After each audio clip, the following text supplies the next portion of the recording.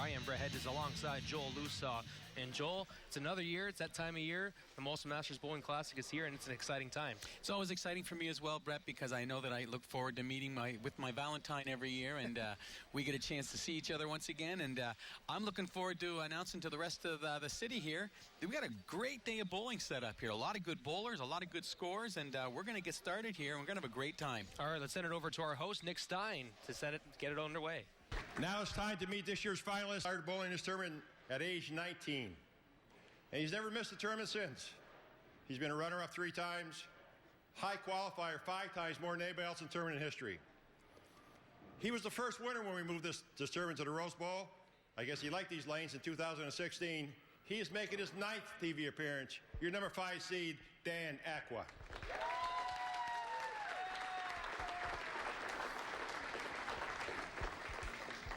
This next bowler, your number 4 seed, has been on TV 3 times before. He's been a runner-up, and we know he's going to run it out if he gets a chance. Is this his time? He's been waiting for a long time now. Your number 4 seed, Wallace Jr.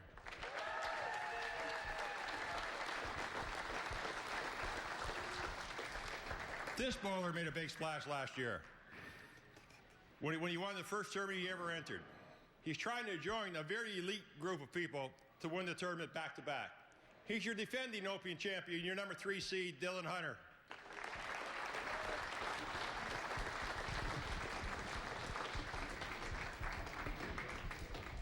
This big lefty has been a multiple-time All-Star, and he's a member of the Bowling Hall of Fame. He's gotten some bad breaks on TV occasionally, but this is the year where luck's going to shine on him, I'm sure of it. He averaged .224 in match play. He's making his 4th TV finalist. Your number 2 seed, Marty Sanders.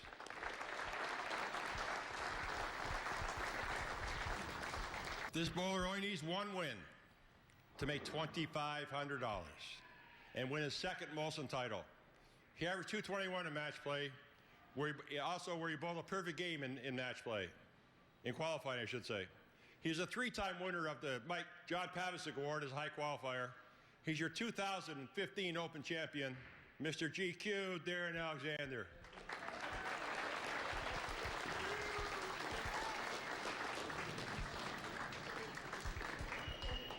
Dev? Look over at Devin, boys. We have our Open finals. Go ahead, Brett, show us the Open finals. And of course, we have these 2 young men battling it out. They're warming up right now. Dan Aqua, former champion 4 years ago against Steve Wallace Jr., former champion in his own right. Hasn't been on TV in a couple years, really hungry to get back up the ladder and making it known that he's one of the best bowlers in the city. What a matchup this is going to be. Absolutely, and we have a young Steve Walls here, and I still call him young. He's probably, but he doesn't bowl as much as he used to. He's got a family now, and he's working, so he doesn't get to be on the lanes as much. And we have Danny Aqua, which a lot of people who recognize Danny's name and recognize Dan are going to see a little bit different style from Dan Aqua today, because Dan's been suffering from some back pain. He's having a hard time, and he's changed his style up, and he's going to try to throw the ball in a different manner, and it worked for him in the match play and in the qualifying, where he made it all the way here to the TV finals. You're not going to see Danny Aqua bend at the line like he used to. He'd stalk the line. He'd be low when he's at an approach, and now he's got to stay up a little more upright because of his back's really sore. So he's going to get up there, and he's going to be throwing against a power bowler. Steve Walls is a powerful young man. He turns that ball like no other. When he lets that ball go, the fingers are zooming through it, and that ball starts to rev down that lanes, and you're going to see pins flying all over the place when Steve Walls throws that ball. Here's the swing. He sets a little bit, or his throw is a little bit different from the years past. Still goes down the lane. He's set on the lane very nicely, as you can see. His momentum's going towards the pins right there in his backspin, but normally when he would get down on the lane, he would stay down and release that ball. It would stay on the lane. You notice now he lifts up, so that back stays up in an upright position there. And I think we're just a few moments away from getting the 65th edition of the Molson Masters Bowling Classic underway here on your TV. There's nothing I'd like more than to see somebody win that $1,000 today. Absolutely. A nice new wrinkle today. If someone pulls a perfect game of 300, they'll get a $1,000 check, and the $1,000 will also go to Drillard Place. That's a great thing that Glenn Bondy's doing, insurance agent in the city, a bowler. He has his own insurance company. He works for Desjardins. All right, I think we're just about underway here. Steve Wallace Jr. is going to get this tournament underway. Here we go. All right. Steve started off with a good break. He got the ball inside a little bit, but as you saw it, it got down a lane and started to hook up towards the middle right there. Could have left a split, but broke it up and left just the 4-pin, an easy spare for Steve. Working on lane 9 to start off the tournament today. Steve Wallace Jr., the number 4 seed. Looking for a spare. There we go. Get the nerves out of the way. Get that first shot out of the way. Steve starts it off with that spare. So for the folks at home that don't quite know the scoring system for bowling, can you give us a quick review? So in bowling, you have 10 pins on the lane. And in those 10 pins, you get a point for every single pin you knock down. You get a strike in that frame, and you get 10 pins. If you get a spare in that frame, you get 10 pins. But that spare, you get 10 pins plus the first shot you score, you get in the next frame. So you get 10 plus that next shot. Okay. If you get a strike, it is 10 plus the next 2 shots. Here's Danny's first shot of the tournament. I'm sure he's not nervous, but I'm also sure that he's thinking about that back a little bit. He got it inside just a little bit as well. The one thing Dan's going to have to find is a comfort level. Make sure he's comfortable out there, getting that ball down the lanes how he can. He's lofting the ball now for the first time in his career. So when he gets that ball in the lane, instead of it getting a nice smooth roll right out of his hand, as you can see here, he's, instead of letting that ball roll just over the foul line, he is lofting it over the foul line, so the ball is now in the air, and it takes a few seconds to get that revolutions going on that ball. But he came up through the middle there, left a 4-pin again, easy spare. We can leave this first frame with a tie. Dan Aqua, the champion in 2016. He's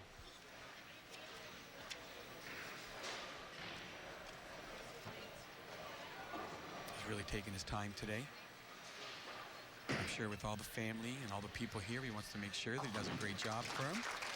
There's a spare for Danny Aqua. Danny's been bowling for, as we said, a long time. I believe he's been bowling for over 50 years. He started as just a youngster. His high average this year is 225. It's on Thursday nights here at Rose Bowl in the Walkerville League, but he also bowls on Tuesday nights in the Chrysler Men's League and Friday mornings here in the Senior League, all of them at Rose Bowl here.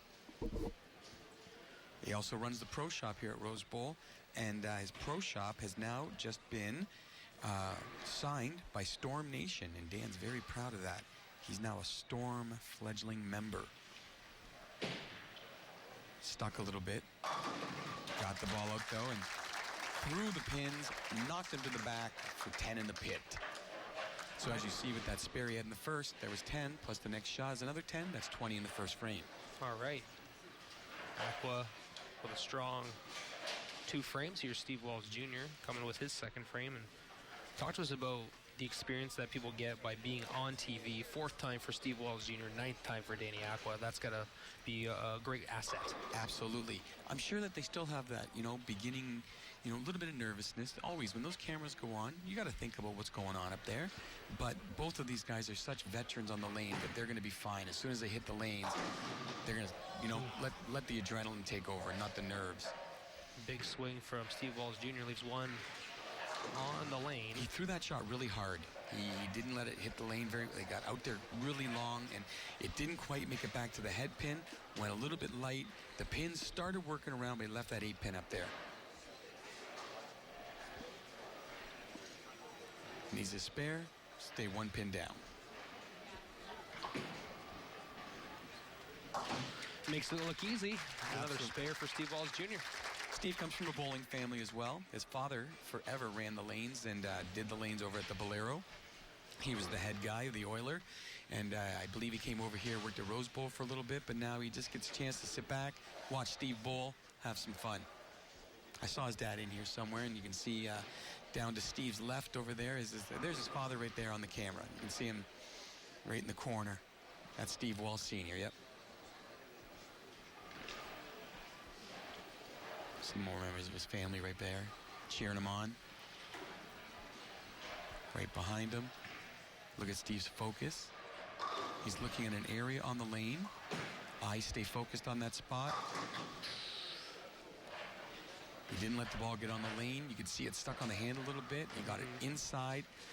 The oil is not on the inside there. It's dry. The ball crossed over to the Brooklyn side and left the 5-9. You can see here. He wanted to get it out to about 10. He got it to about 15. and that ball just went over across to the other side. All you got to do is make sure on this spare that you do not chop it. You want to get it just to the right of that 5-pin. Just like that. Just like that. 3 frames, 3 spares for Steve Wallace Jr. Here comes Danny Aqua. I'm sure it's not the start that he wanted, but to be fair, 3 solid frames, 3 spares. There's no opens there. There's nothing he has to come back from. All he has to do is now start putting some strikes together. What Danny could really use right here is a double to open up a little bit of a gap here.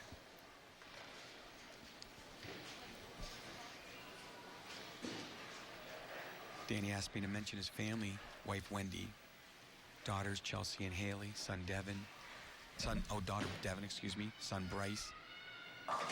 Get it? Oh, that was a weak 10. The ball got out there nice. He sent it out there. The ball just didn't climb back into the heavy part of the pocket there. Hit a little bit light and left a weak 10. We usually leave a 10-pin. If it's solid, you will watch the 4-pin wrap around the 10-pin. But here you'll see it just kind of falls into the gutter and lays down there. Okay. That's what you'll call a weak 10. I apologize for leaving Devin out earlier. Devin just had a baby recently. He's also got his grandkids here today, Gabriella, Maximus, Lakin, and the new baby, Chase, and his sister Debbie, as I said. Danny switches to a hard shell ball for his spares. You notice that blue ball there.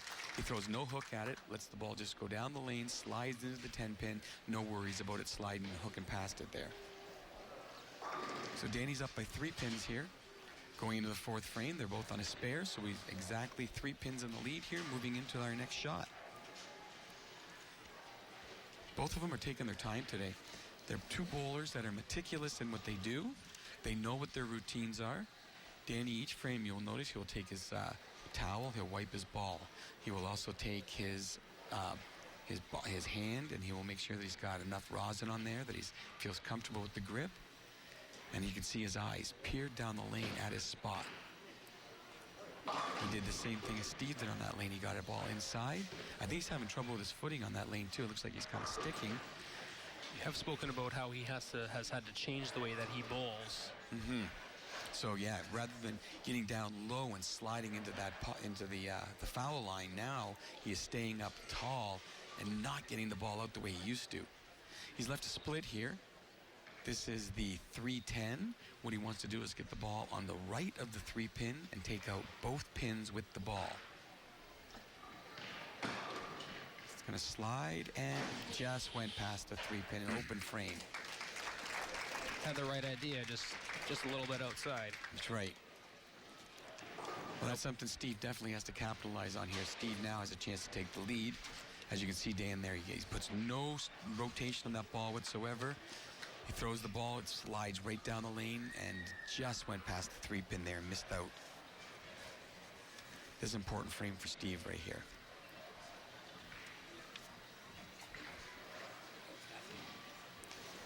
In match play, Steve won his group by 46 pins. Get in there. Great shot. Beautiful sound. Gave it a little bit more room. The speed didn't have a chance to go past the head pin because he got it more inside with that speed and took out all 10 pins right in the pit. That was a bomb. Big power swing right there. Here he is. You can see, watch all 10 pins just shoot back off the lane. Nothing left on the deck. When Steve started match play, he started off with a game of 188 and followed that with a 199. He left himself with a big hole to get back during match play. He bowled a 233 in game 3, was working his way back. Game 7 was the big game for him, where he shot a 276. Came into the final game against Sean Legg, beat him by 67 pins, and won that bracket by 46.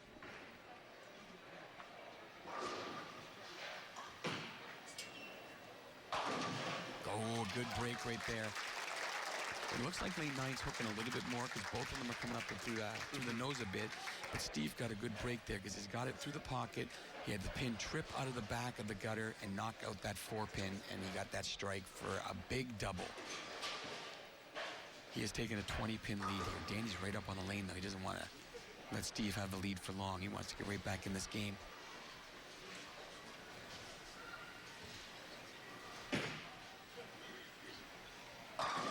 Oh, see, now that was a solid 10. He adjusted there. He made sure he gave that ball a little bit more fingers, and as you saw, when that ball hit the pocket, the 4-pin ripped around the 10-pin and went flying to the back. It didn't just lay there. That's just a bad break. He's going to go back to that hard surface ball. Let it just slide across the lane. Not going to put much hand in the ball.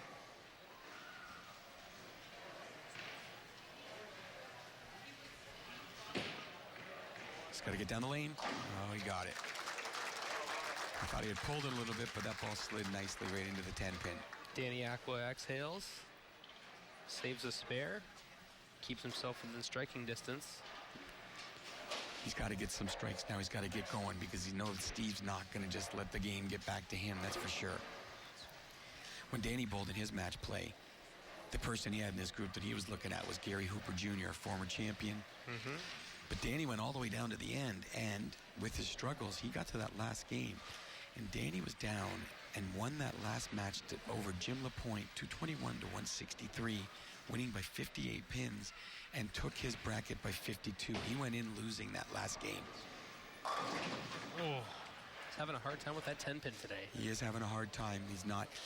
It's frustrating for him to see that he's not able to give the ball the normal extra little drive that he can on that ball.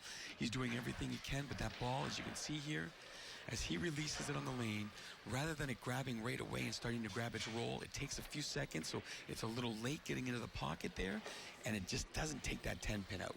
Great side-by-side there by our crew. Danny Aqua with his second shot on lane 9.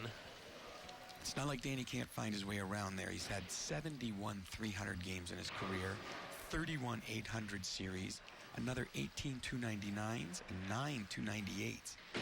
His high series is 846. He's a member of the Windsor Essex County Hall of Fame for bowling, the Ontario Bowling Hall of Fame, and as I said, he was just signed by Storm Nation for his pro shop there, and he's incredibly proud of that. And he's not the only Molson Masters winner in his family. His sister Debbie was a winner in the women's tournament back in the 90s. Back in the 90s. She was a good bowler herself, and she's a lefty. You like those odds when there's a lefty on the lanes. All right, this is a big frame, Steve, here. He's got 2 in a row. This will really distance himself. He puts his 3rd strike in a row here.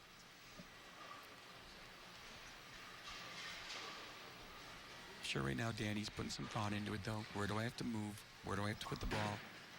Got it in a bit. Tugged the ball. Didn't get it out to where he needed to. He got that in about 4 or 5 boards. Went up through the nose, but he left only the 6-pin. Broke up the split again. Another good break for Steve Walls. But that spare at least gives Danny the chance to know he's only going to be down by 20 pins now still.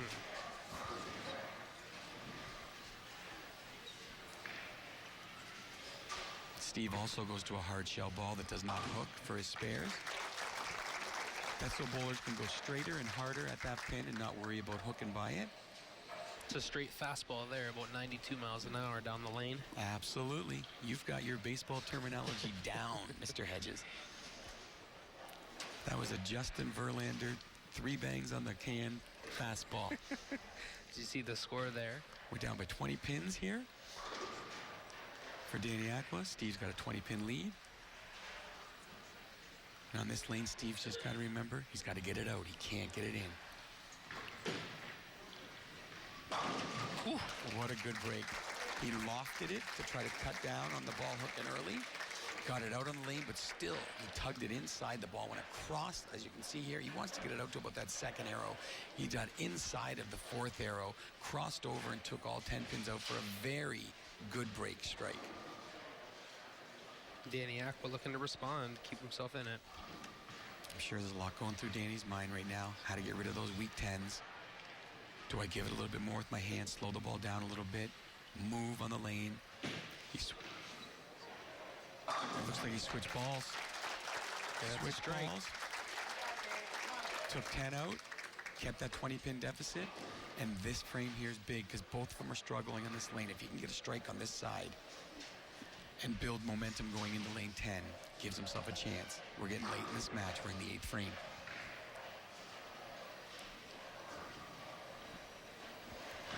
That's one thing Danny said about himself about, I asked him, I go, Danny, you think you're an expert in bowling? And he goes, I find I can read the lanes really well.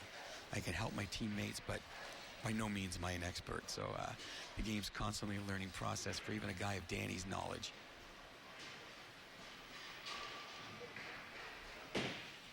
That went out wide, came back strong, and took out the 9-pin. A little bit of emotion there from Dan. He switched to that ball, and he made sure he gave that ball. You can see that's the first person to hit the outside of the lane there. He took that ball and sent it out to the very gutter. The ball came back really strong, almost got a bad break in leaving the 9-pin, but he took the 9-pin out as well for all 10 in the pit, and a chance to cut that deficit down to 10 pins here. 2 big frames from Danny Aqua. Now Steve Wallace Jr. Crowd's a little tight right now. They're quiet. They're giving these bowlers a chance to get started. A lot of polite applause, but maybe that last hand clap from Dan, you'll get the audience more involved in what's going on.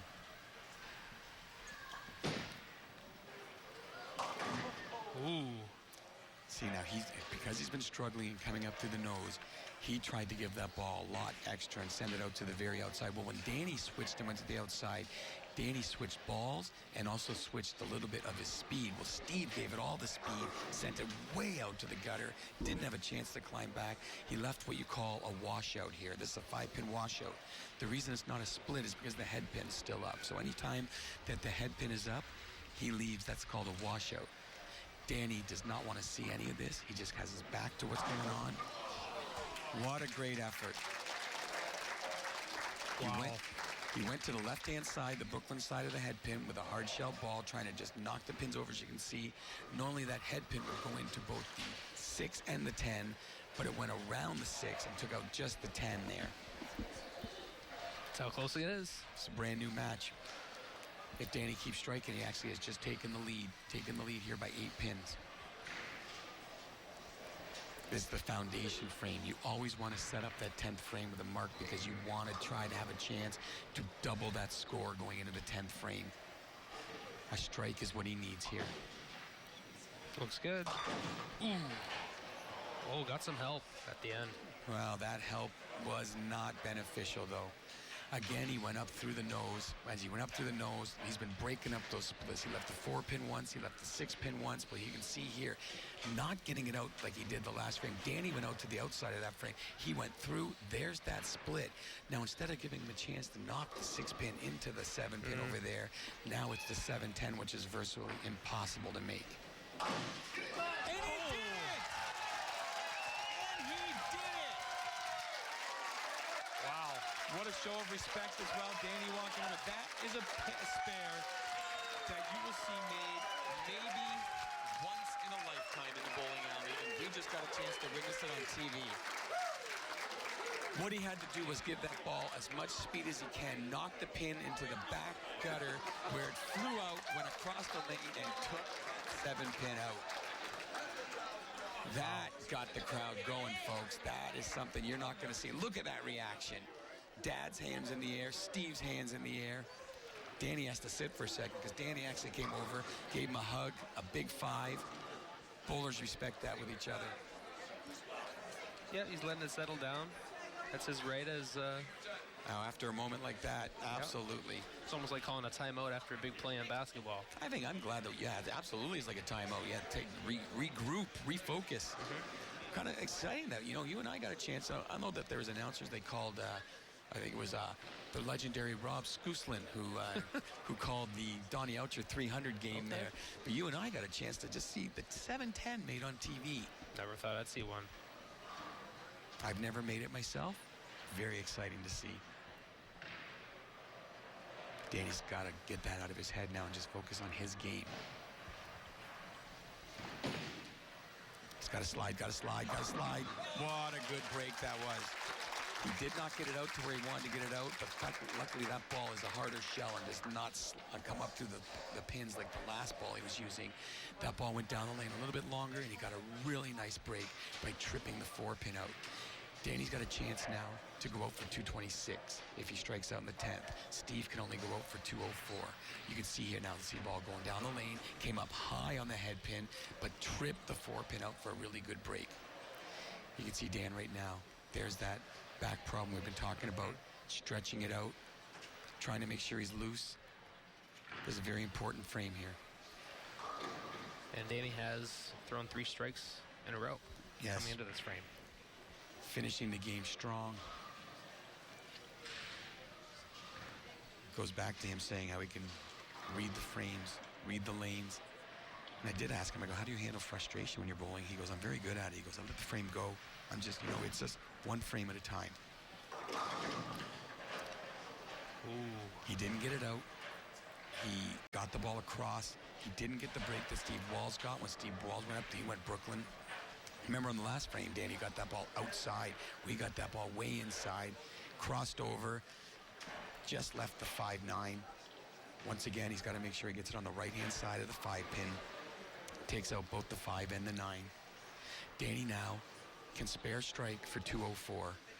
Steve Walls can throw 3 strikes in the 10th for 204. It's a big spare. He needs to take both. Oh. That's a terrible break. Got it through the nose and just took out just the 5-pin. He needed to give it a little bit more speed or get it out a little bit wider so the ball takes out both pins, but of course it went right through and chopped out the 5-pin only. Anyway, on my team, I'll tell you, that's called the loose sauce special. My captain, Jay Heron, will say, you do that every time, my friend. So he needs a mark. Steve needs a mark, and he needs a good count here. He's got to get 9, 8 or 9 to make sure that he has a chance to win or tie. If he gets under that, it will not happen. 8 or 9 on this first shot. He's been struggling on this lane. Brett, as you've seen, he's left that washout. He's looking to hit in between second and third arrow. Way inside.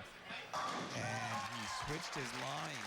He moved left, switched it inside where there was oil, and he got it in there. The ball went down the lane nicely and took out all 10 pins. Now he's got to avoid that washout. He's got to avoid that split. And he needs 8 pins on the next 2 shots for a tie. 9 pins on the next 2 shots will be a win.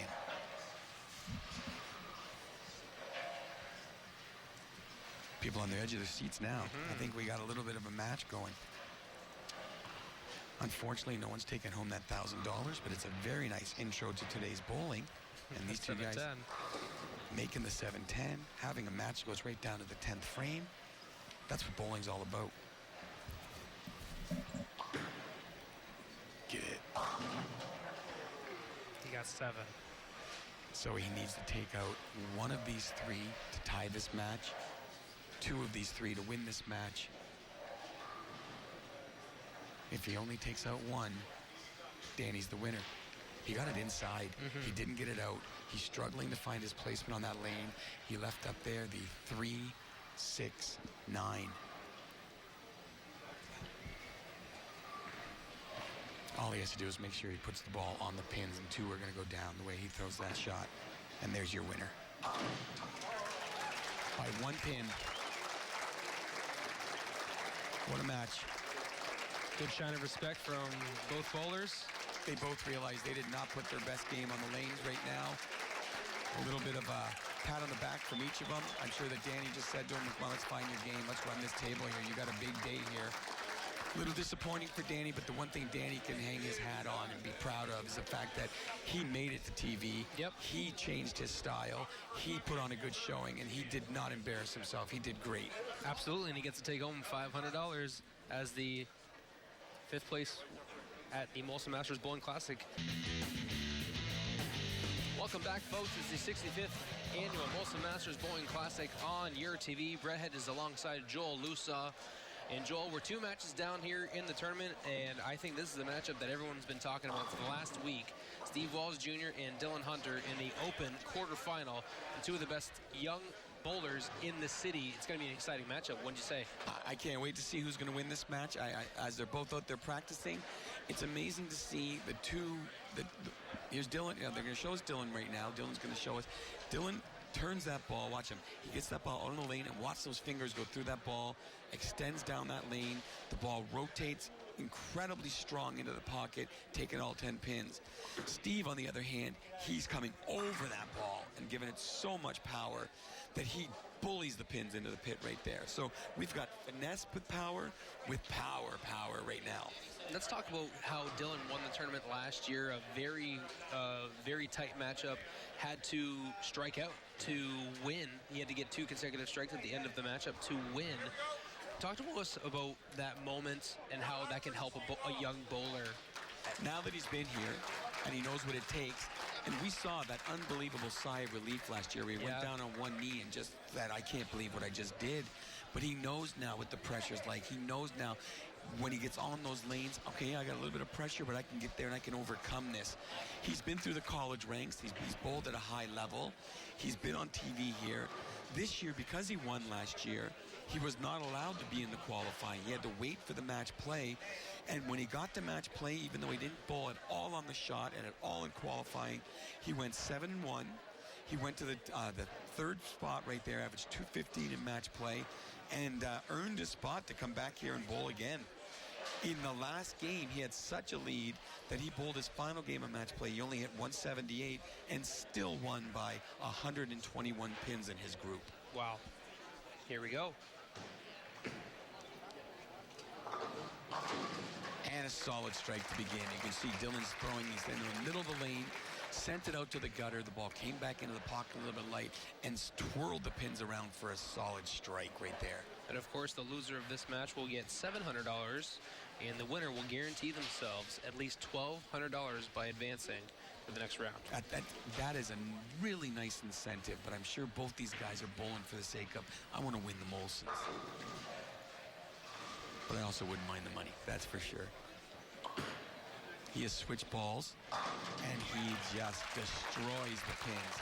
You can see the aggressive attitude there. I think that last match, getting through a match like that over an experienced bowler like Danny Aqua and making it all the way to the 10th frame and winning by 1 pin, he has switched balls. He's given the ball a lot more area to travel out and come back here, and he destroyed the pins into the pocket there, as you just saw. I think he looks a lot more comfortable this match. I think we're going to see a lot of strikes in this match here, Joel. I sure hope so. There's nothing I'd like more than you and I just to keep on calling them back and forth. We'll call it strike ping pong. Oh, get it. Ooh, that 10-pin sticks on the board.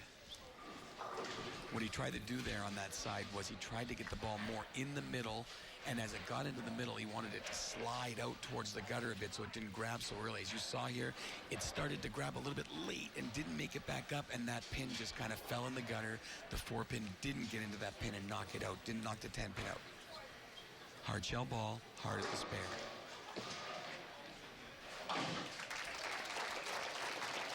Spare for Stephen Wallace Jr. And just so the people at home know, he would not have made the 7-10 on that shot right there. So Dylan Hunter for frame 2, last year's Open champion.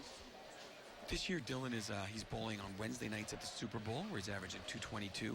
He's bowling Sunday nights at Super Bowl, where he's averaging a measly 246. He's bowling Thursday nights here at the Rose Bowl, where he's averaging 214. And he's bowling in London, and he's averaging 206.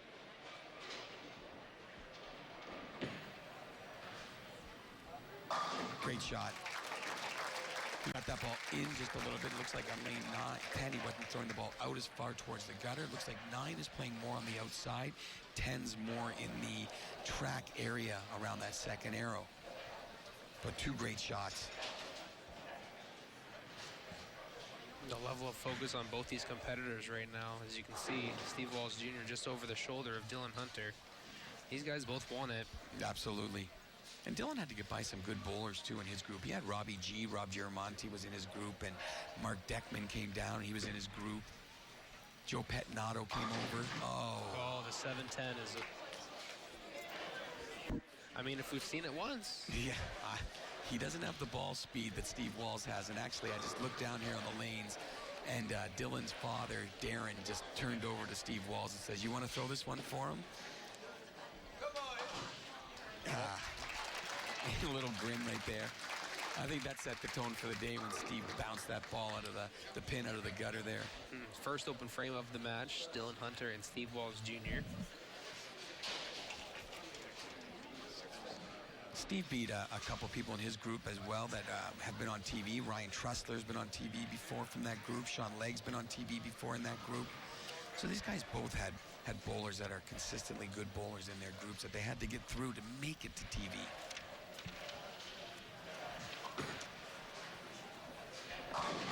That's just powerful. Thunder.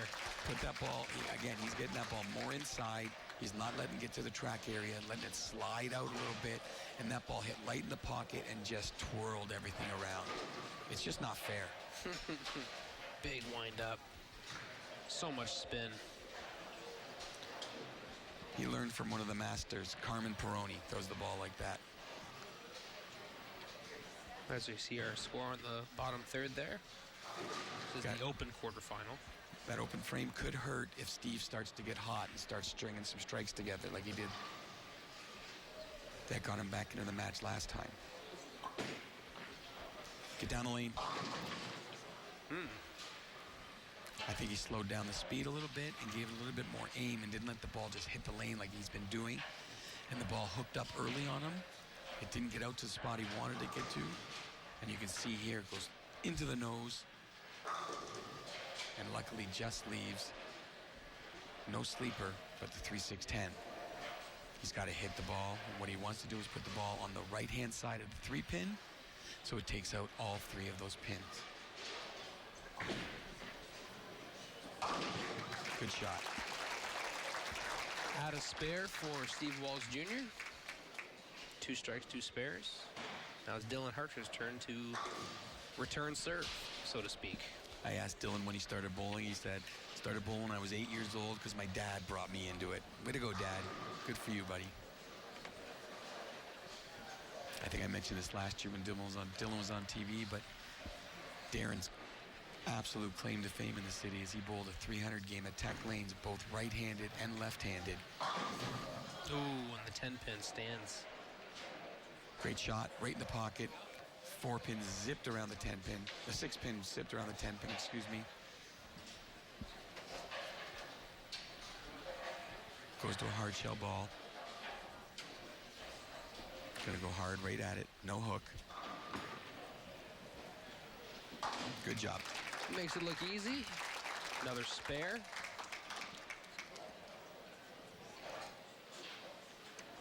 Now he'll go move over to lane 9 for frame 5. You got a 4-pin match here. Both of them on a spare, so we're Steve Wall's up by 4 pins only. It's nice. A match slow and steady here. And it goes to something that Dylan said earlier about what advice would you give to a new bowler. He said, patience is a virtue. You're going to need a lot of it in this sport. Just got to be patient as time's going to come. Ooh. He got it out a little bit too far. Sent it out to the gutter where that lane's hooking a little bit more out there. Came up a little bit high in the pocket. If you notice here, he wants it around 10, but that ball you can see gets out to about 6. Comes up, leaves just the 4-pin. He's going to go with that same strike ball for the spare here. Looks like he's going to hook it across.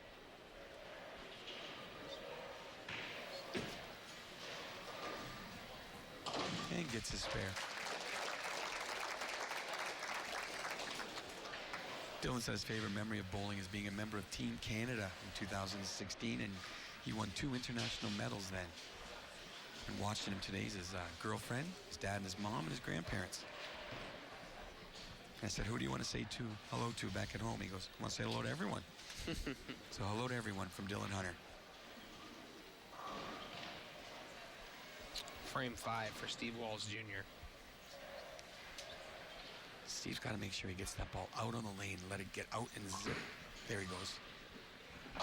Perfect. Beautiful sound there. He's got to give it that little bit of loft to get it out on the lane so it gets a chance for that ball to travel to the right a bit. When he gets it down too early, it starts to hook too early and goes through the nose. That was a really nice shot there.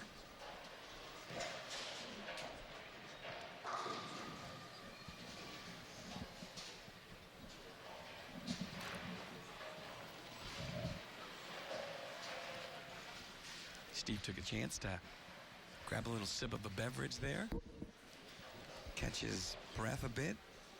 He knows this is an important shot. This is there's not only just 5 pins up now. This next strike could add another 10 pins to his lead because he's on a strike here. So it'd go from a 5-pin lead to a 15-pin lead. Beautiful. He does just that. Does not fold in the moment. Really nice shot. Gave it a little bit extra speed. Watch this ball here. Watch it come off the fingers. He just turns over top of it, gets it out on the lane, drives out to that marker on the lane, and smashes through. He now has a 15-pin lead as Dylan Hunter comes up in the 6th frame. He could really use a couple of strikes right now. Good job. One. He cut down on the angle a little bit there on lane 10. Went a little bit straighter at it. The ball didn't go out quite as far. Came up just a little bit high in the pocket, but it was strong pocket and took out all 10. As we see the score there, close match. That's right, 15-pin lead. Steve Walls throws another strike. He gives him 110 in the 5th frame to the 95 that Dylan has right now.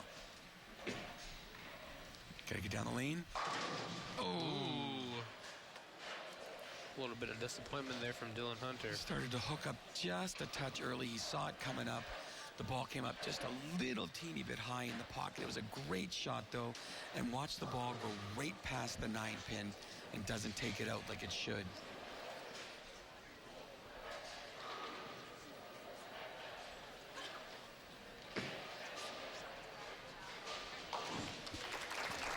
It makes the spare look real easy after that. Absolutely. Well, this next one here now, Steve throws another one. He's now wide in the lead. That lead will now go to 25 pins. And that's the one thing Steve wants to do, get some distance between him and Dylan. Because if he makes one mistake, then Dylan can be right back in it. He can jump right back in it. The cut this year to make the match play was 1,001. So the scores were up a little bit. A lot of good bowlers underneath that cut mark this year. Get down the lane. What a shot. Beautiful. Kept it inside. Let the ball do the work. All 10 pins. Didn't stand a chance. You said the cutoff was 1,001. Where were you at, Joel? Well, lingering. Did you make the top 100 at least? Right around the 91 mark is where they say the good bowlers sit. And sitting at 91 was a young man named Joel Lusaw, who luckily in that 4th game shot a nice 136 to end up 100 pins behind everybody else.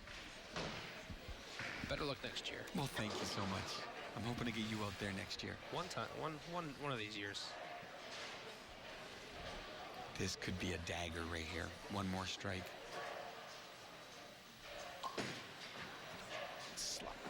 What a shot. He's found his role now. Steve Wallace Jr. looking to move up, get himself into the semifinals. Can you notice that the crowd's starting to get more and more into the match area? And again, a lot of strikes being thrown, a lot of clap going on. A lot of fans enjoying just bowling here today. I see my lovely cousin, Kyla Hager, down there. Kyla Petrie. With her man, Gary Dunn, another bowler. Almost made the cut this year in the senior division. That's a nice shot by Dylan right there. All 10. Here we go. He knows it. Talking to himself on the way back. Why couldn't I throw that every time, he says. That's why it's so hard to win back-to-back championships in this tournament, right? It is just so hard to be consistent out there. It looks so easy for people to watch the game of bowling, but to put the ball down the same way, release it the same way, to walk the same speed, to throw the same speed, to be mentally ready, it's a challenging game. If it was that easy, you'd walk out here every week and everyone would be shooting 300. Exactly. Which I wouldn't mind once in a while, though. Once in a while. You're in even once. No, I've got 13. Oh! Just that kind of day. Dylan should have 4 in a row. He threw 2 strikes on lane 10. Last frame on lane 9, he left a solid 9-pin that went right through. This one here was the truest bad break in bowling, a solid 8-pin. That you do nothing wrong. He released it, he thought it was there, and look at the disappointment. He's thinking, oh, you've got to be kidding me here. That is just an absolute bad break. Yeah. And you saw Steve Wallace Jr. sigh of relief. He knows. That pretty much puts a dagger into the chances of a repeat this year from Dylan Hunter. Dylan can strike out for 205, but Steve Walls, if he continues his pace, will strike out for 260. And that would set up a huge matchup in the semifinals between 2 big power bowlers. Yes, the lefty versus the righty. Marty Sanders hitting the lanes next. Forrest Glade boy. He'll be bowling the winner of this match. As of right now, looks like it's going to be Steve Walls Jr. Again, no stranger to being in the finals of this tournament. Oh. Great shot. It's going to go to the hard shell ball. White bowling ball. He'll go directly at the spare. He does not want to miss the spare, even though he does have a 20, 30-pin lead here. He does not want to give any opening here in the 9th frame. He wants to set it up. He spares here for 189 in the 8th. That'll give him a 34-pin lead going into the 10th. And that will do it. All he has to do is show up for the 10th frame, put the ball in the lanes, and he's our winner. Moving on to face Marty Sanders in the semifinals of the Molson Masters. Well, the last person to repeat at this championship was Gary Hooper Jr. and it remains to be seen who's going to be able to challenge that again. It's a tough feat. It'll be somebody new taking up that torch next year. Ooh, he went straight at it. Didn't give the ball. He just wanted to make sure he put it right in the middle for the head pin. Left just the 7th pin. Looks at his table over there to say, is it done? Am I looking at this right? Even with a miss here, he has 217. The most that Dylan Hunter can finish with is 205. As you can see, just hard and straight, basically. And he goes across the lane at it. He will shoot 220 and move on to bowl Marty Sanders in the semifinals. And we will prepare to see Mike Snow go up against Mark Laborde in our semifinal match for the senior division coming up after this match here on your TV. Steve Walls Jr. looking to finish off this match though on the right foot. Really hoping to see that $1,000 give out, because I think it'd be a great job for the bowlers to earn that $1,000, and I think it'd be outstanding for Glenn Bondi to be able to match that donation to Drouillard Place. Drouillard Place offers many services and programs to people of all ages, newborn to senior. Services they offer are free, and the program participants are able to attend at no cost. They have early on child and family center, a food bank program, social work services, offering a variety of counseling, and they do a large amount of advocacy and referral work to partnering agencies and organizations in our community. Well, I do hope that we see a 300 here today. Would love to see that organization and the lucky bowler who gets a 300. And I apologize to Glenn Bondi with my incredible reading skills, and the word advocacy was a tough word for me today. I will advocate on the toughness of that word. Good shot. 2 in a row. Yeah, he has to laugh at it now. Ended on a good note. Hey, you bowled 205 on TV. You got a bad break in the 7th, a bad break in the 5th frame. So you know what? There's nothing you can do. I think it was or maybe it was the 7th and the 9th. Oh, yeah. 7th and 9th. Yeah, he left those 8 and 9 pin. He bowled a good game, and with any breaks at all, it would have been right there down to the 10th frame. 3 in a row to finish it off. 205. Nothing to be ashamed of. Great job. Former champion. He's not going to take home the winning prize of $2,500, but he's going to take home $700 today for coming out and having a good time on TV. All right, folks, welcome back. It's the Open semifinal of the 65th annual Molson Masters Bowling Classic at Revs Rose Bowl here on your TV. Windsor Brett Hedges alongside Joel Lusaw. And Joel, this is the semifinals.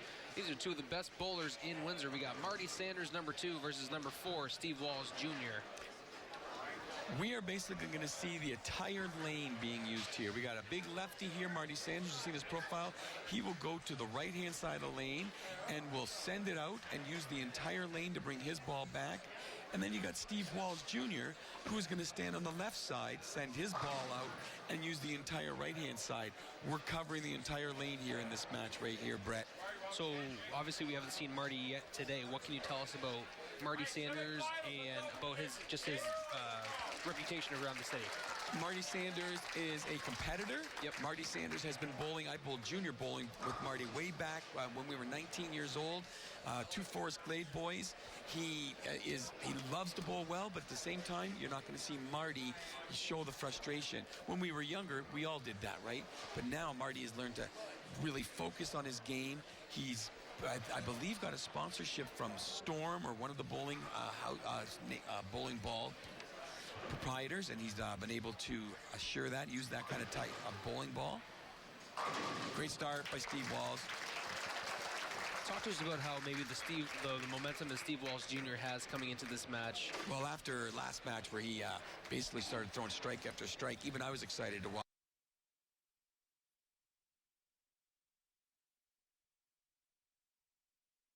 And we're trying to talk about Marty, and as I saw Steve Wallace get up on the approach right there, I was trying to get a little glimpse to see how he was doing up there. But he is focused in. He's sitting over by his parents now. He's with his dad, getting a little bit of information, talking to them, so he feels a little bit more comfortable. And that last shot, as you can see, he walked up there, and he was very confident and very direct in what he wanted to do. Here's Marty's first shot.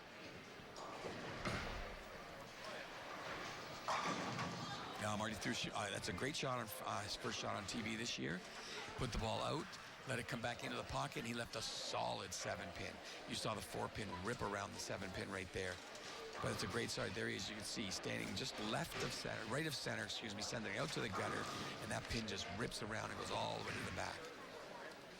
Marty goes to a harder ball for the spare. Throw a straighter shot. And makes the spare. Talk to us about what Marty did in qualifying here, Joel. Marty, he had a group this year when he got up there, and he ran away with it, I think. He decided that his group there, he won by 200 pins, 190 pins. He had a good bowler in Jordan Smith, Rick Gatt, a few other guys in that list who are good bowlers, but Marty came out 203, 223, he had a 246, 268, 225, 238. He didn't let anyone get close to him, and he made sure he kept his lead and went strong all the way to the end. He got up high on that ball. That lane there is giving everybody trouble, lefties and righties. He sent that ball out, as you can see here, and it started to hook a little bit early on him. Started to come up through the head pin and didn't get broken up, and there he left a split. He left the 6-7.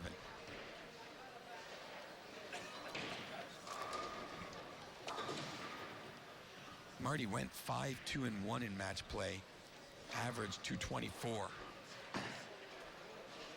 Get across. Oh, nice try. Nice try. About as close as you're going to get. Come on, I want these two guys to put on a show. This is like watching Steve Wallace Jr. here, young Roy Munson. Look at the skill here. Oh, yeah, look here. It goes across and almost touches it to send it across and just got it a little bit hard and didn't make it. You're seeing two of the best going at it right now. As Marty's the veteran now. He's bigger than McCracken. They got the young guy here. Steve Wallace. Even though he doesn't bowl very much right now, he's so fantastic on the lanes. Anytime he's on the lanes, people take a notice of it.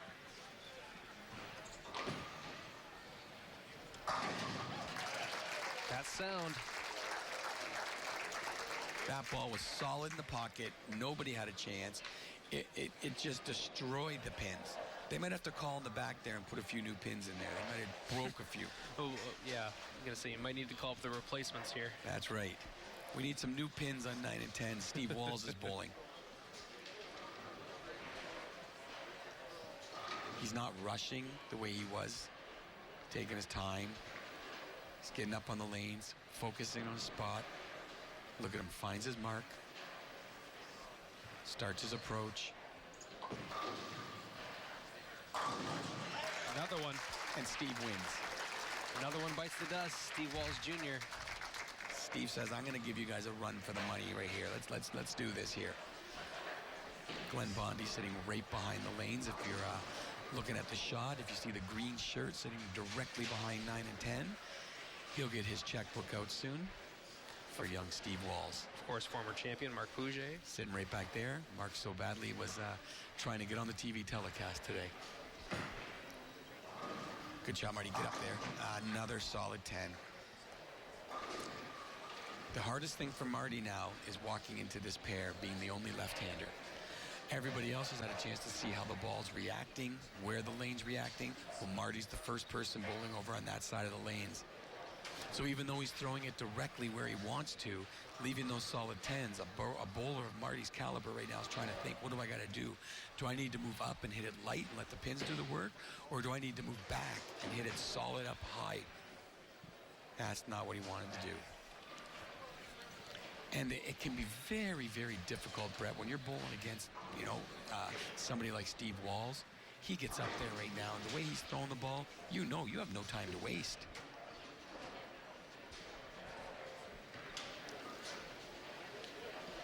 Marty started bowling when he was 7 years old at Riverside Lanes because it was too costly for hockey, and Mom and Dad said no. Said it'd be cheaper for my boy to be a bowler. They were wrong. Look at all the equipment Marty has. Oh, Marty. So it leaves 3. Sometimes you just gotta take a step back, take a breath, and realize, hey, I'm on TV. Let's pick it up. 2 bad shots on lane 9. Got them both in. 2 splits. 4th time on TV for Marty. And today, actually yesterday was Marty's birthday. Marty was 49 years old on Valentine's Day. So maybe next year he can be the Valentine's Day champion on the big 50. And that's not fair. He can still come back. Anything can happen. We're early in this match. Steve Walls Jr., after winning 2 previous matches, coming up for lane 4.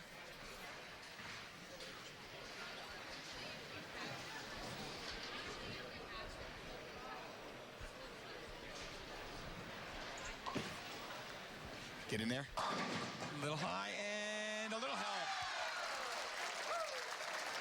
He is throwing a BB down there. I wish it set up there how fast that ball was going down the lanes, because he is throwing that ball with a lot of gusto right now. And when you have the hand that Steve Walls has, you can throw the ball with a lot of gusto like that. That grip strength and that forearm, the wrist strength is all integral. He wears that sleeve to keep the intense pressure on that arm right there.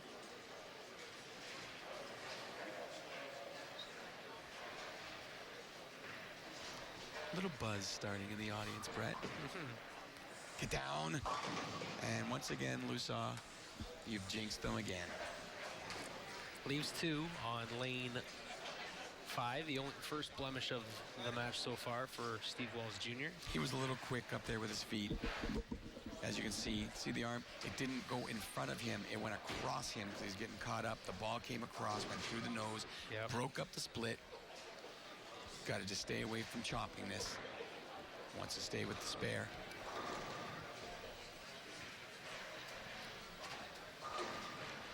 This is the second shot on lane 9. Got a big wave and a hello from my cousin Kyle over there. Got them both. Got them both. Spare for Steve Walls Jr. First time we've seen anything other than an X on his scoreboard today. But, that spare is very important. You got to keep that up, because with that spare, that gave him a 63-pin lead and still 10 pins going into the next frame. Marty's family's down there watching. It's exciting. Coming from a bowling family myself, my mom's a bowler, my dad was a bowler, my brother's a bowler. So many of my family, cousins. Oh, Marty, struggling.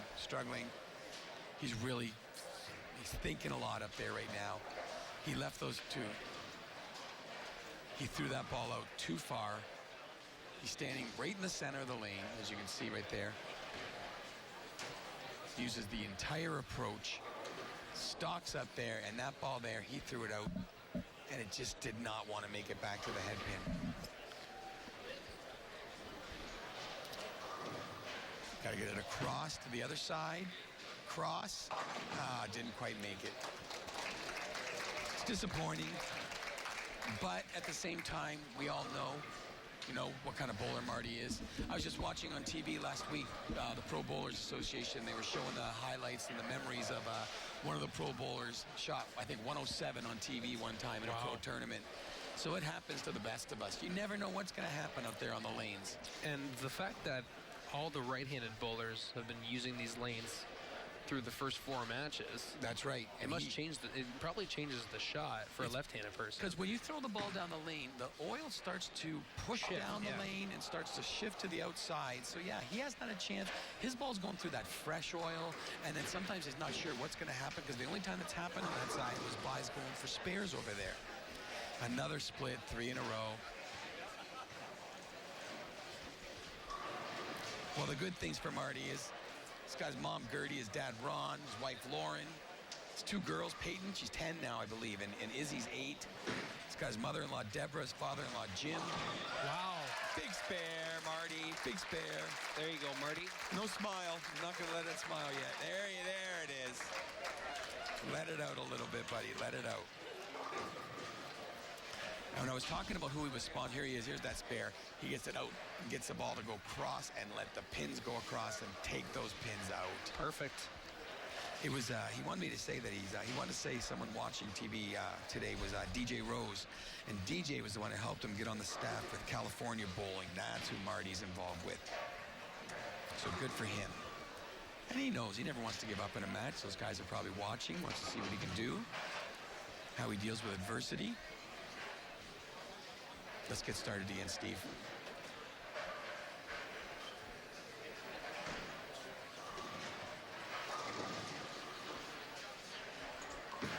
Oh, I tugged it in. Same spare. He's not giving him a chance to get the ball out. When you have a big lead like that, sometimes it's hard to keep your focus the way you have in the rest of the match. And so he's thrown a lot of balls so far. Absolutely. This is his 3rd match. 3rd match. In his mind, he already knows he'll be moving on to the next match. So he's just got to keep his composure, and he wants to make sure keep your speed the same, keep your release the same. You can see right back there behind former champion Mark Pouget is a member of the Pavasic family. Oh, there's that. There we go. Chop. He loose on it. Couldn't make that spare. But there's Frank Pavasic back there. Representing the Pavasic family. Yep. John Pavasic, the high qualifier in this tournament, is named after John, a legendary bowler here in the city. And he wanted to make sure that we knew that the Pavasic family was. He came and let us know. It was almost like dealing with the mafia. Came over and says, "You let them know the Pavasics are here." Get in there. There you go. Big strike for Steve Wallace Jr. after leaving an open frame on frame 6. It's surprising how much affects bowling as well. Like, the average fan wouldn't know, but right now, because of the television, what's going on, you can feel the doors are open in the back because they're running wires in here. It's cold in here. That affects the lanes. When it's warm outside, that affects the lanes. You can see some of the fans, they're putting their jackets on right now, but this is now making the oil push in a different way than it would if it was hot out here. Oh, split. Marty, this is... you just got to chuckle here. You leave that split for a right-handed bowler, that'd be the 4-9. For Marty, that's the 6-8. It just gets into the pocket just a little bit high. The ball goes right past the 8-pin for him and leaves that. It would have been like leaving a 4-pin for us or a 6-pin for him. Come on, make another split for me, Big Earn.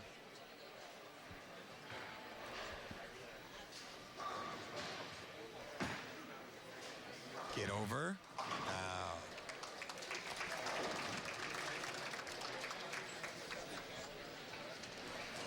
Sometimes the pins just don't cooperate. No, he's not getting any breaks. Yeah, he knows it. And you've seen the kind of shots he can pull off. He's got the skill. He's got... Absolutely. When Marty Sanders comes into a game and you're getting into frame number 8 and there hasn't been a strike thrown yet, you know that it's just been bad luck. Yeah, out of 100 nights. And there it is. Ace excited. First strike of the match for Marty Sanders. You hear Danny Aqua in the back here yelling out to him, giving him some good vibes. All right, Steve. Keep your shots going. Keep your routine going. Focus. Frame 8 for Steve Wallace Jr. There's Marty. There's the reaction with a strike.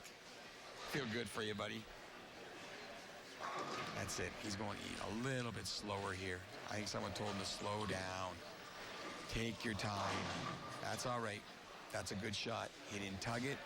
Just got a little bit fast with his speed. So we are in store for a very good finals, my friend Brett. Looks like we're going to have Steve Wallace Jr. climbing all the way from that first match into the final match against Darren Alexander. And that'll be coming up after the senior final, where we have 2 former Open champions, Mark Laborde, going against Rick Fatone. We are set for 2 really strong final matches.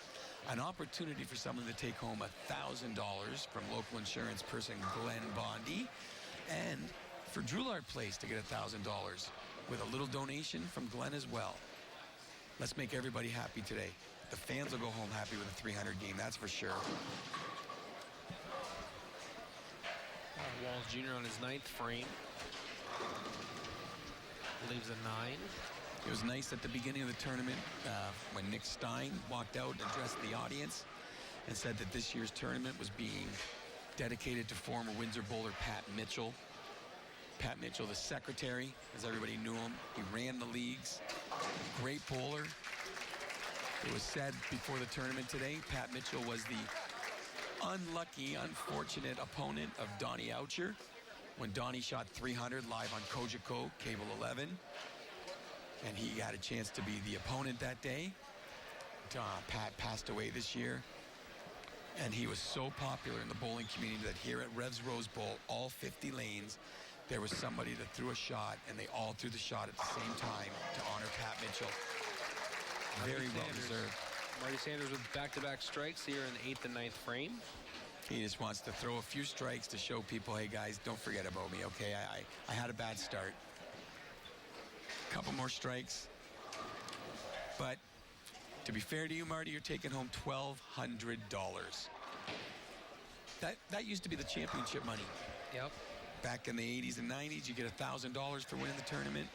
Now, because of the amount of people coming out to bowl the tournament, the wonderful sponsorship from Molson's, $1,200 for 3rd place. For 3rd place, yeah. $2,500 for 1st. That's a great tournament.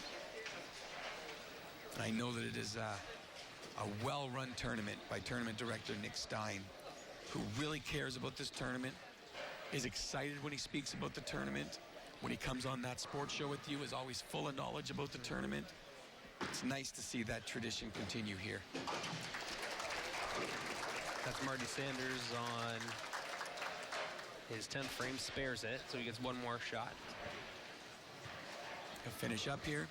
Steve will get up in the 10th frame. Steve can finish out with 224. Marty can strike here for 150. And no matter what the score, Marty Sanders leaves as the 3rd place finisher this year in the Molson Masters tournament with $1,200.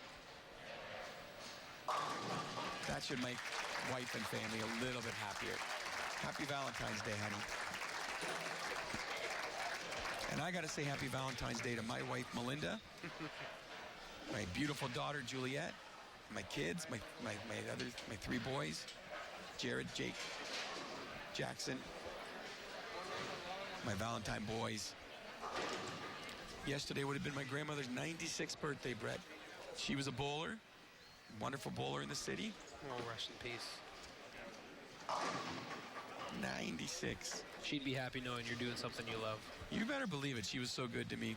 But she also knows that this boy's 51, turning 52 next month, and I'm probably playing hole 14 of this golf round right now. Great job, Steve. Steve Wallace Jr. will advance to the finals and guarantees himself at least $1,700 by placing second. He will battle Darren Alexander in the finals. What a great way to cap off this tournament in just a few short minutes. And then, of course, we're going to have our senior finals when we come back. Mark Laborde versus Rick Vitone. We're in for two great finals. These two next bowlers, when they bowl in the finals, Steve Walls and Darren Alexander, they're power. These are powerful bowlers. They both will use the lanes. Darren bowled a 300 game in match play when he bowled in game number 4 or qualifying. But what you don't know is, in game number 3, he shot 155. Wow. These lanes change so quick, but that's the thing about Darren. He reads those lanes and he knows what to do to make the adjustments. 3 up, 3 down for Steve Walls Jr. He gets himself into the finals with a big win over Marty Sanders, 213 to 150 in the Open semifinals. All right, folks, welcome back. It's the Open Championship of the 65th Annual Molson Masters Bowling Classic, and it's Steve Walls Jr. against the top qualifier, Darren Alexander. Let's take a look at how we got here. Here is our ladder. Dan Aqua Jr. fell to Steve Walls Jr. in the first match. That was a very tight contest. And then in the second round, Steve Walls Jr. just came out on fire against Dylan Hunter, who came on late, but it was a kind of a case of too little, too late. Couple bad breaks there, really done Dylan Hunter in. Then we got to the semifinals. Yep, and Marty Sanders just had a tough night on the lanes here as the second top qualifier there. Had to sit around for a couple hours waiting for Steve Walls Jr. to come to him, and by that time, Walls was in his zone, and what can you say? He earned himself the chance at Darren Alexander here in the championship final. 2015, Darren Alexander was the champion here in this tournament. It's his 5th TV finals appearance, and he is one of the best bowlers in Canada, let alone Windsor. Yeah, Darren's a great bowler. There's his profile right there you saw. Very, very calculated bowler. Great balance, great form, great extension, and really turns the ball hard. We got two really good bowlers here. We got Steve Walls Jr. trying to do the very hard thing of running the table here. He's going to run right from the bottom all the way to the top and try to win this tournament. But got Darren Alexander at the top saying, hold on, I'm still sitting here at the top of this castle, and I'm going to try and keep my throne. So let's talk to us about Darren Alexander during qualifying. Darren Alexander, as we said, in qualifying, he bowled a 300 game, and that was after a 155. Then he got to his match play, and he won his bracket by 130 pins. He ran away with it. He had a couple good bowlers in there as well. Shane Courtney and Ryan Beaumier. Fred Phillips came down from London. And and he also bowled against Haley Lundy, which is Danny Aqua's daughter. Great bowler around here. But he ran away with that one and put up some big scores. He had 247, he had 224, he had 248, and 264. So Darren can put up a big game whenever he needs to right here. And Steve Walls Jr. with a spare on frame 1. Steve came up a little bit high on his shot. First shot in the final, I'm sure he wanted to get that strike out of the way, but he tugged it a little bit. He came up through the nose, left that spare, but at least it wasn't the split. He broke it up and was able to get the spare to start off with a mark. Darren's bowling Monday nights at the Rose Bowl, where he's averaging 240. He's bowling Tuesday nights at the Rose Bowl, where he's averaging 240. And he's bowling Thursday nights here at the Rose Bowl, where he's averaging 238. Struggling a little bit on Thursday nights. Only 238. 3-time high qualifier.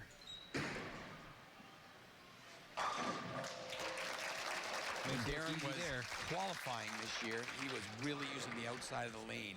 He was going straight up the boards. He was throwing it inside the first arrow, inside the first 5 boards. Here, he has moved to the left. He is sending the ball out to the right and letting that ball work its way back into the pocket. And as you saw right there, that was a powerful beginning to his shot. Darren's 29 years old now, and I would have never guessed that looking down at the sheet here. He's still one of the young kids to me coming up here, but I guess with the resume he has bowling on Team Canada and going away and representing our country, he has been around for quite a while now. Former champion of the tournament, as you said.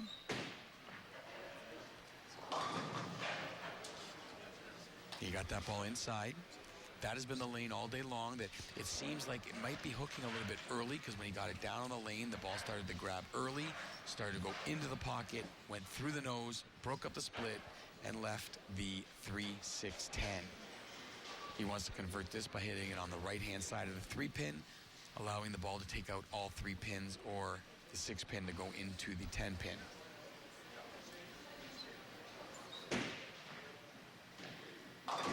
Good spare. So he comes out, strikes spare, and here's first match. We unfortunately today do not get to see that 300 game, but we got time still. Absolutely. Maybe next year you'll be able to call my 300 game on TV, Brett. You know what? I think it's more likely that you're going to call my 300 game. And you were probably correct in that assessment. Steve Wallace Jr. on lane 10. He can't tug the ball. And strike. There you go. Beautiful sound. He is lined up. He's really throwing the ball hard, though.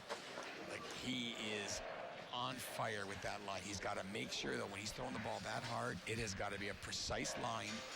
Put it down in the right spot. And look at that. That's not even fair. Those pins, I heard a scream, I think, from the 5 pin as it went back. This is here our score here. Early goings of the Open Championship. All tied up after 1. Tournament director Nick Stein came over and let us know that both the winner of the Open Division and the winner of the Senior Division are both receiving a ball from Storm Bowling Company. They're on the trophy table over there. They will get a ball of their choice from Storm Bowling. So already, Rick Fatone will take home a ball, and one of these 2 bowlers will take home a bowling ball to go with their $2,500 and trophy, saying that they are the 2020 65th Annual Molson Masters Champion. Darren hoping to get back in the strike column here. It's getting quiet in here. Much better shot. Right in the pocket.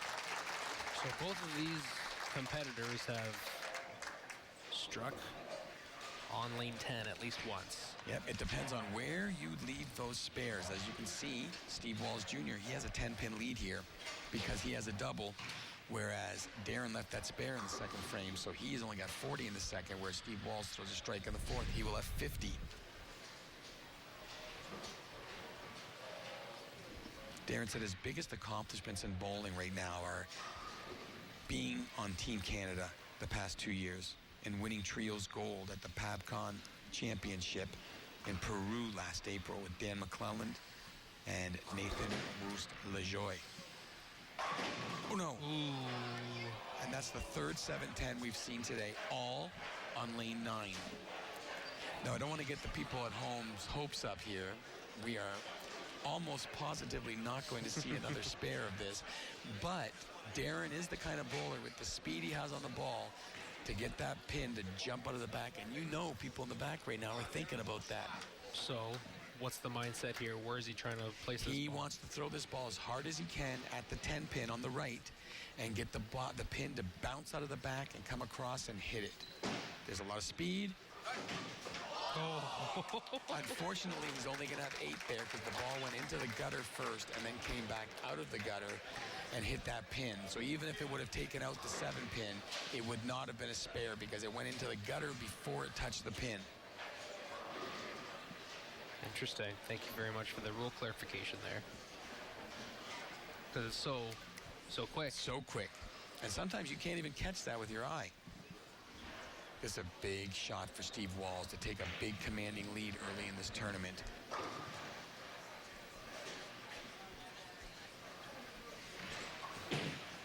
Get in there.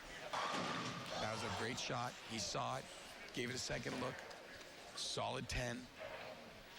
I would love to know the average mile per hour of the ball going down the lane between absolutely. these two guys. I know me being, I'm a weaker bowler, but I know that I average about 12 miles per hour when I bowl. Some of the better bowlers on my team, Carmen Peroni, Jay Herron, Steve Blake, they're around 14, 15. This has got to be 20-something. Got to be. Knocking him down. Another spare for Steve Wallace Jr. Steve has a approximately 30, no, I would say 23 pin lead right now. Okay. It's the 4th time for Steve in the TV finals. He's not won this tournament yet. Whereas Darren, even though this is 5th time in the finals, he won this in 2015. No. He's getting fast with the ball now. He's not taking that time that he had. You get that little bit of a lead, and you get that adrenaline going. He's got to slow down. Slow down. He got the ball out. It did not want to climb back from the outside. Left that split. He can make this split, though. He's got to hit the ball on the left-hand side of the 2-pin and let the pin drive over into the 10-pin. Watch him. Looking at doing math right now. Do the line. Little angles. Thank you, my grade 11 geometry teacher. Get it. Oh, was that ever close? Was that ever close? So now both bowlers have an open frame. As they've been right now, if Darren starts throwing some strikes, we're at a 1-pin game. Darren will have a 1-pin lead. If they both strike out from here, he'll win. That is why it's important sometimes. I know he went for that split right there. Had to try and get at least one. You get one of them. That's right. And now he's sitting at 96 instead of 95. And this game would be a tie if they both struck out.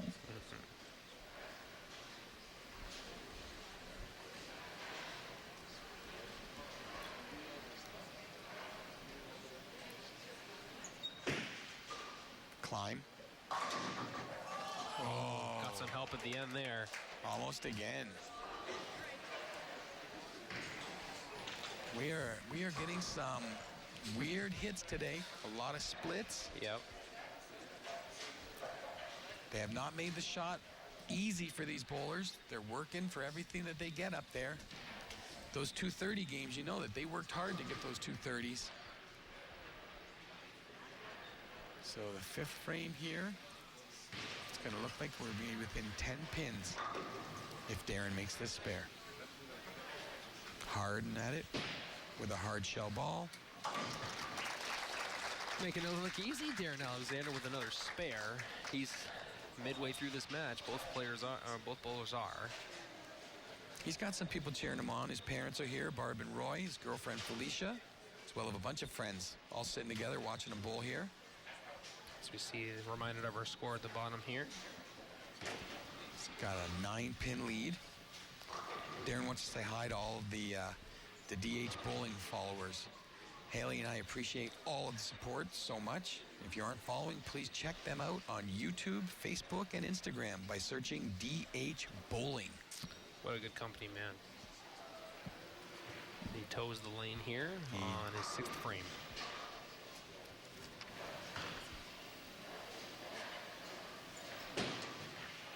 Get up. Nice ball. Nice ball. A little fist pump there from Darren Alexander. He needs to get back in this match. Needs some strikes.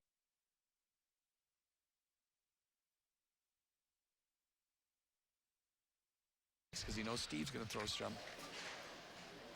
I see Bob Bellachico over to our left, getting some info for his internet blog. Great local sports guy, Bob Bellachico. Yeah, he's all right. I'm just kidding. Great guy. Grew up with Bobby. We were DJing together when we were in our teenagers. DJ Bobby B.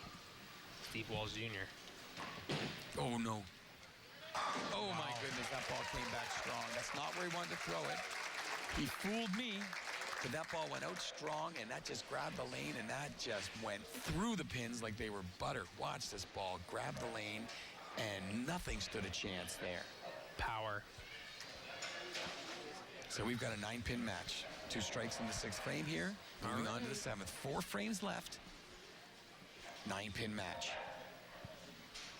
Let's get some excitement going here. When you're bowling for $2,500, this is exciting.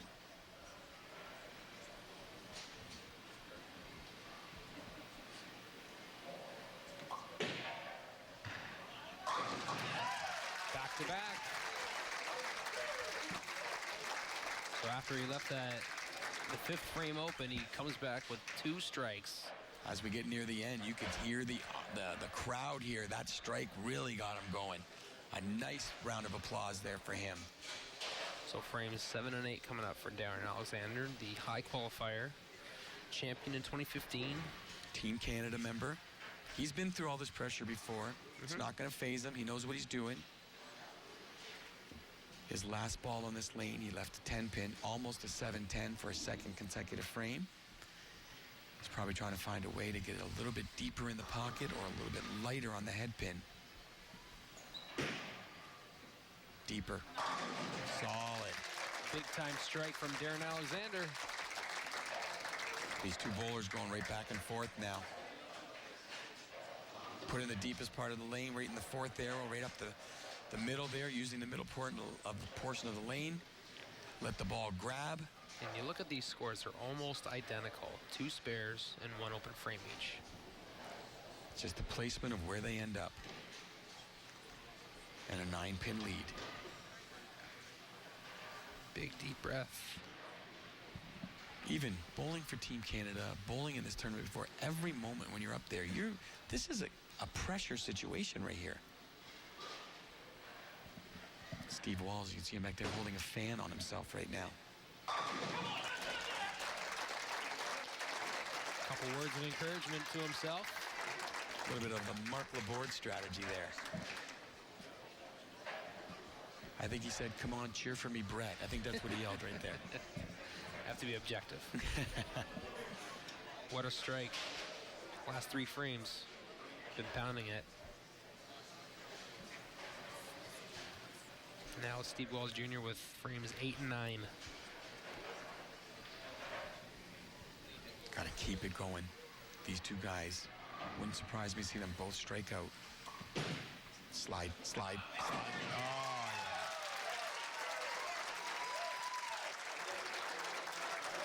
He got that ball in about 5 boards deeper than the last frame. It slid in the oil, went right into the pocket, and still distinguished the lane of pins. Frame 9.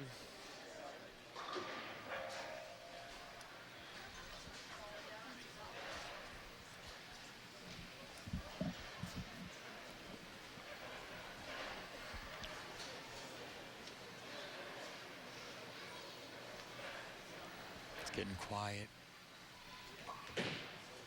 Get in there. Oh, no. Oh, no. 1 solitary pin. Solid 9-pin. That ball was right in the pocket.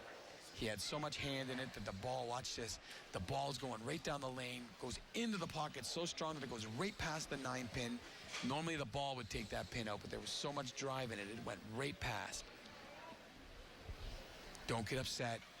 Keep your focus. I know in his mind right now he's probably thinking, Darren's going to strike out. Especially in the 9th frame, he did not want that to happen there.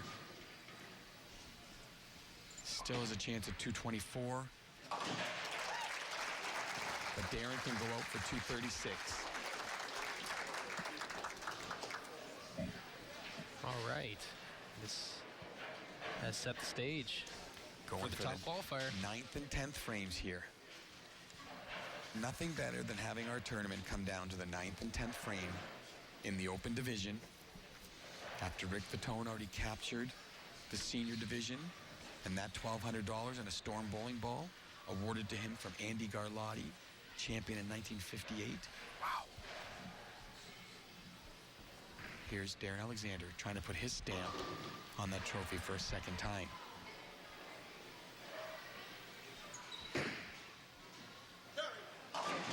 Oh, he tripped out the light 4, came in light, knocked it from behind. 4 consecutive strikes for Darren Alexander. Darren Alexander can strike out to end this match and just leave Steve Walsh sitting on the bench without a chance to win. If he throws the first 2 strikes, this is over. Can feel the tension. I can see Rick Fatone way down on lane 22 trying to get a glimpse of what's going on right here. We're down on 9 and 10. That's how far down they are right now trying to watch this final match. Here it is. It's out wide. And, Leaves solid the 10. pin. Wow. Steve Walls he knows that door just opened up for him. He went over to his buddy Matt Robert right there, and they exchanged a nice 5. That pin almost had somebody come over and knock him out, but it could not knock down the 10-pin. That ball was right in the pocket and didn't do its job. We have a 1-pin game. Darren Alexander in the lead.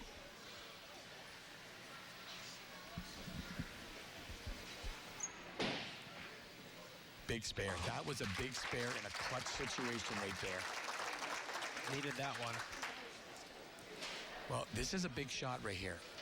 Darren Alexander, if he throws a strike, he forces Steve Walls to throw the first 2 strikes to win. If he gets 9 or under, Steve Walls can go strike spare and still win this tournament. So he's going to re-rack. Takes a second. He breathes. And someone that's been in this kind of situation before knows to take the extra second if you need to. Strike forces Steve Walls to double.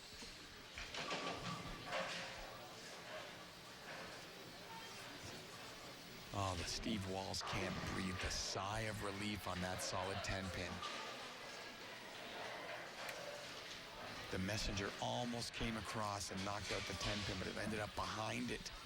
Last shot of the tournament for Darren Alexander. And a big one.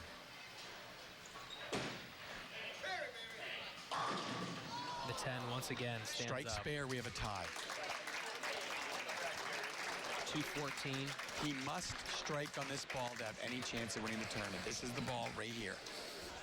2 strikes wins, strike spare ties. No strike, Darren Alexander wins for the second time. Kind of excited, Brett. Yeah, I'd say. It's an exciting time. There's a lot of people here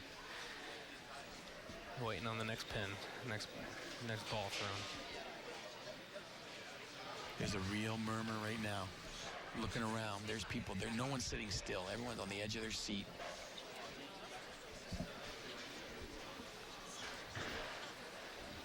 Look at this. Take your time.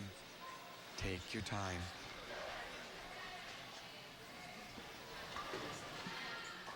Got it out, got it out, got it out. Too far. Darren Alexander's your champion for a second time. And it came down to 1 pin. Darren Alexander, for the second time, is the Open Division champion of the Molson Masters Bowling Classic. Came down to 1 frame. Steve Walls, all that energy, excited, adrenaline, gave it a little bit too much, went by the head pin. He did a great job today, though, nothing to be ashamed of. He ran the table all the way to the final match and got beat in the 10th frame by our 2-time champion, Darren Alexander. But he doesn't walk away empty-handed, of course. He comes away with $1,700 to Steve Walls Jr. And the big money goes to Darren Alexander, $2,500. What a great day. And I'm sure Felicia right now has got her purse open saying, over here, honey, over here. Fantastic. As we speak, there she is right here in front of us with Darren. I think Nick's waiting for us. All right, let's send it over to Nick Stein. Okay, before I present some coin to these people, Glenn Boddy has advised me that even though there was no perfect game, he will still donate $1,000 to Drew Lark Pace. So thank you very much, Lou.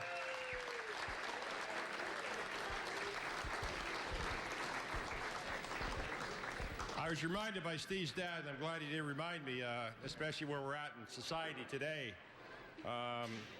Young Steven is the first one, even though he made it 5 years ago, to make the Molson finals as an African Canadian. So congratulations to that.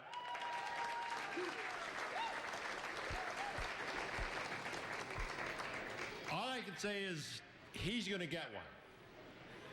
It's just a matter of when. It's just a matter of when. He spins it like few other people do. Your runner-up, 2020, Stephen Walsh Jr. Good job, buddy. Big day, yeah, really is, really is.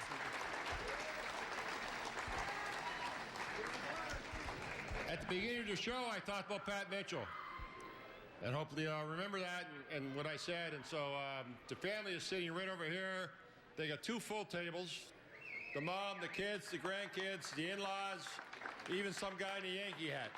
So at this time, I'd like to ask Pat's grandson, Josh Vincent, to bring a couple dollars up and the championship trophy.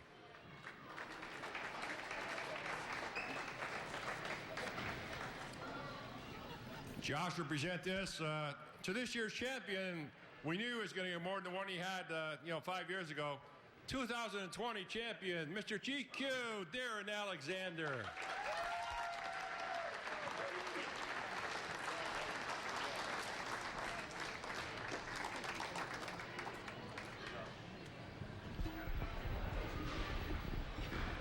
Well, my friend, number 2. Yeah, it's been it feels like it's a long time coming. It's only 5 years, but man, I wanted this one again. And to bowl against Steve again, he's such a great competitor, and everybody who bowled today deserve a huge round of applause. They were fantastic. We had a great show today. I just want to say thank you to Storm Bowling and Molson for sponsoring this tournament, for Roto Grip and Logo Infusion for believing in me, and my friends, my family, my girlfriend Felicia. Thank you everybody for coming out and watching. And a little buddy of mine over there came out and watched me in match play, Justin. So thank you to him. And I got a little something special for him. He's getting this shirt, so. All right. Congratulations, buddy. Good job.